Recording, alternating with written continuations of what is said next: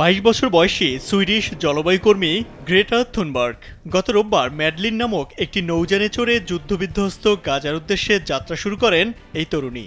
জানা যায় নৌকাতে গাজার সাধারণ নাগরিকদের জন্য জরুরি ত্রাণ সামগ্রী বহন করা হচ্ছে। এদিকে গ্রেটার গাজা অভিমুখে যাত্রার খবর ছড়িয়ে পড়ার পর ইসরায়েলের এক শীর্ষ সামরিক মুখপাত্র হুঁশিয়ারি দিয়ে জানিয়েছেন তারা গ্রেটার এই নৌযান গাজায় পৌঁছানো ঠেকাতে প্রস্তুত।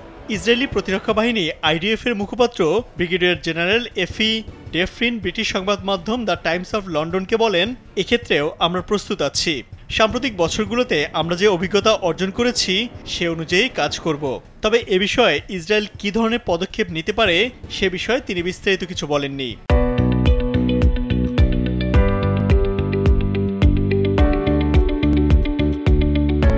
2023 সালের অক্টোবর থেকে দখলদার ইসরায়েলের আগ্রাসনে রীতিমতো ধ্বংসস্তূপ ও মৃত্যুপুরীতে পরিণত হওয়া গাজা উপত্যকার উপর টানা 90 দিনেরও বেশি সময় ধরে অবরোধ চালিয়ে আসছে। মূলত 2007 সাল থেকে অঞ্চলটি স্থল, জল ও আকাশপথে অবরুদ্ধ। এরপর গত টানা 3 মাসের অবরোধে পুরো গাজা উপত্যকা এখন দুর্ভিক্ষের কবলে। এ অবস্থায় আর বসে থাকতে পারেনি সুইডিশ জলবায়ু কর্মী 22 বছরের তরুণী গ্রেটা। নিরীহ গাজাবাসীর জন্য পানিপথেই ছুটেছেন ত্রাণ নিয়ে।